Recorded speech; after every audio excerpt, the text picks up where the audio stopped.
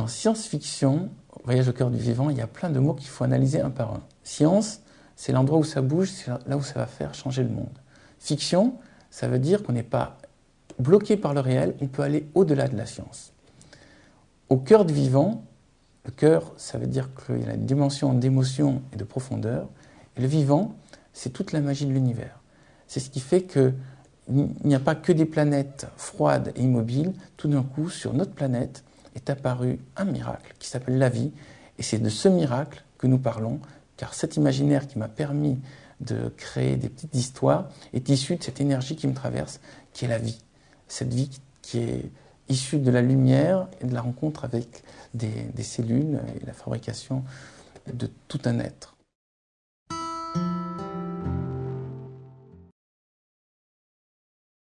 Ce qui m'a plu, c'est le faire d'un trait et de laisser tout de suite mon imagination galoper. Avec une idée, arriver à introduire de l'humour et trouver une perspective, c'est-à-dire que ce qu'on voit de l'image n'est juste qu'un extrait d'un film. Donc j'essayais juste de trouver le petit texte qui va donner tout le film. Ça, c'est un exercice très agréable et très intéressant parce que ça oblige un peu à surpasser son imaginaire. Jules Verne, pour moi, c'est l'initiateur. Jules Verne, c'est l'être qui m'a donné envie de voyager très très loin juste en ouvrant un livre. Et c'est aussi celui qui m'a appris que juste avec des mots, on pouvait faire exploser toutes les frontières. Donc ça me semblait logique, on m'a proposé le sujet science-fiction au cœur du vivant, d'entrer dedans et de créer ce dialogue entre cet auteur du passé et moi, auteur du présent. Moi, je crois que l'art et la science-fiction doivent aller vers les gens et ne pas attendre que les gens aillent vers l'art et la science-fiction. La science est un divertissement, le roman est un divertissement, la découverte de notre monde et la découverte des mondes étrangers est un divertissement, l'émerveillement devant l'infiniment petit et l'infiniment grand est un divertissement. Et je crois que la vraie science du futur, la vraie science intelligence, reviendra à une notion qui est spectacle, l'amusement, la joie de l'esprit. Je crois qu'on peut rire de la science, je crois qu'on peut sourire de la science, et je crois qu'il faut sortir la science des laboratoires et des messieurs avec des barbiches, des petites binocles et des blouses blanches. N'importe quelle personne qui observe la nature, qui s'émerveille devant la nature, quelque part est un scientifique. En fait, plutôt que parler de science, on devrait parler d'observation et de compréhension de l'univers.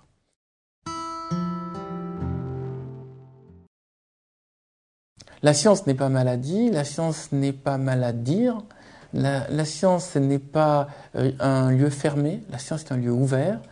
Et je crois que la science est un lieu de joie et d'intelligence. Une personne qui se pose des questions sur l'univers dans lequel il vit, sur l'univers intérieur, l'univers extérieur, c'est une personne qui ne va pas être obnubilée par les petits problèmes communs, mais qui va être capable d'avoir une perspective. Et c'est ça l'intérêt de la science-fiction, c'est ça l'intérêt de la science, offrir des perspectives pour que les gens ne soient pas juste en train de voir à quelques mètres devant eux et de penser tous pareil, de parler tous pareil, et juste ne faire que commenter les actualités du journal de 20 heures.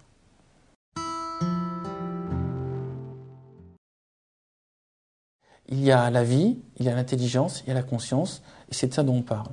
La science éveille la conscience, la fiction éveille la conscience, et j'espère que cette exposition donnera envie aux gens qui voient ces images d'inventer leur propre texte, leur propre histoire, leur propre perspective, et d'inventer de nouveaux horizons. Car c'est à ça aussi que servent les romans, c'est à ça que sert la science, voir plus loin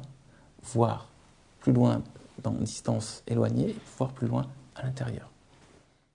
Dans mes images préférées, il y a celle-ci, qui m'a rappelé une de mes nouvelles, qui est dans Paradis sur mesure, et qui s'appelait « Et l'on pendra tous les pollueurs ».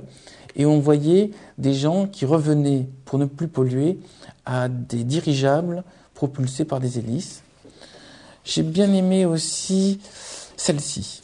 Celle-ci parce que c'est l'une des rares où il y a une histoire d'amour. On voit un homme qui est en train de sauver une femme, et on peut imaginer que ces deux personnes vont après faire un couple.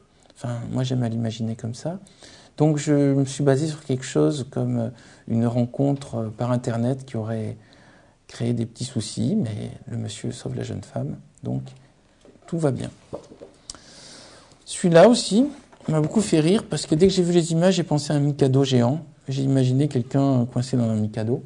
Pour moi, c'était automatiquement une sorte de Champollion moderne, en train de découvrir un message secret et tentant de le décrypter.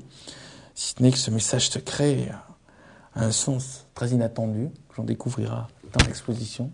J'étais très étonné de voir qu'entre la première image que j'ai vue et la dernière, j'ai écrit en continu à toute vitesse.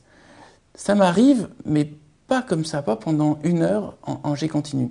Et ça venait vraiment de la joie de faire cet exercice et de la facilité à donner une dimension autre à ce que je voyais. J'étais étonné de la rapidité avec laquelle j'écrivais et j'ai envie de dire on devrait proposer à tout le monde ou à tous les jeunes de faire la même expérience afin qu'ils voient eux-mêmes comme c'est agréable de créer, comme c'est agréable de créer à partir de la science.